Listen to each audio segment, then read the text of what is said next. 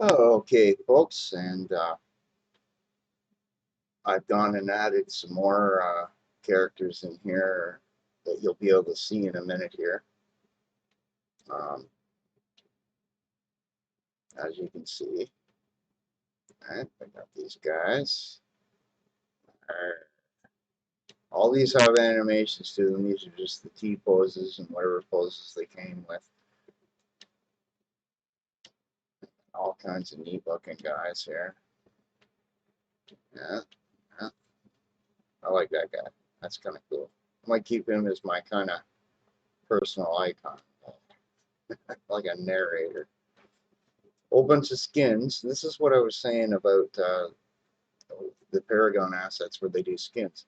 A whole bunch of these are the same person, but they look different enough that you could use them as different characters. Just take weapons out and have them, you know, doing different things and stuff like that. These two, you got to socket in the weapons that they have, which are pretty crazy looking. This, whoa, little lag there. This guy here looks pretty intense. There's a sort of techno look, right? I used to use that one as sort of a gold kind of a thing, but anyway. Um, there's a little robot on the ground there that goes with her. And this is sort of a necromancer style creature, right? I got a bunch there. I got more to come. Like I say, that's just small sample. I mean, I got so many. I could just fill this whole map full of them. That's where it starts to get laggy. So I'll use a second map and then I'll do another set of them. Then it's a little bit less laggy.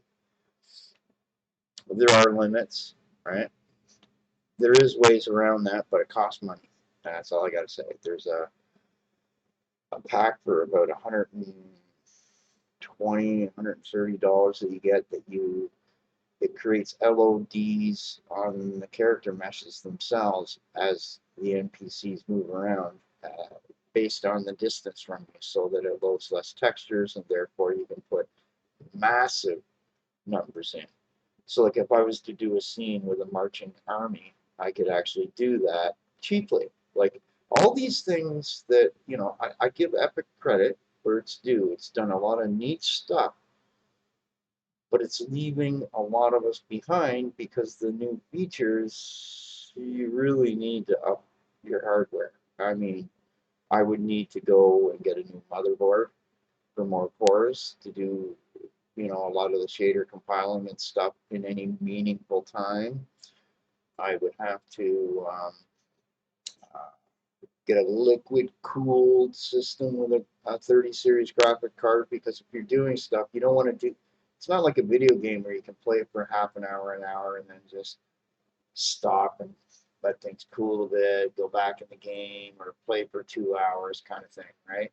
It's like my roommate. He came back. He was over at his mom's for Thanksgiving, and uh, you know, he comes in and he goes, "Oh, he's got a really bad smile on his face." You know what I did? He says, "I was playing this game for 30 hours straight. And my monitor blew up. I need this one." So he goes and takes this other one, right? It's an older one too, and you know that's the thing. You run things forever, they get hot. So I've got a system here where what I'm going to do, I've got to do a few things, put some more fans in here. This system's a small little unit, but when I get the other 1660, it's got a bigger case and I can add more fans and thus have more cooling. What you want to do, and here's a little tip, is you want to make sure that you have more fans at the back of your PC than say the front. Technically what you're doing is you're pulling, it's creating a vacuum at the back to pull air in, okay?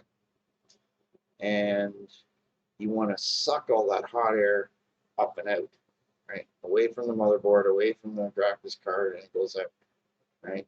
Because if you shove a lot of too much air in, it goes all over the place. It just dissipates the hot air around in the PC, and you don't get that cooling as it's trying to suck air out. So that's just a tip, right? The other thing is you do want to get think about airflow and cleaning your PC, because dust is in the air, right? It's always going to be there. And as that coats your PCs, things eventually just get hot. But anyway, yeah.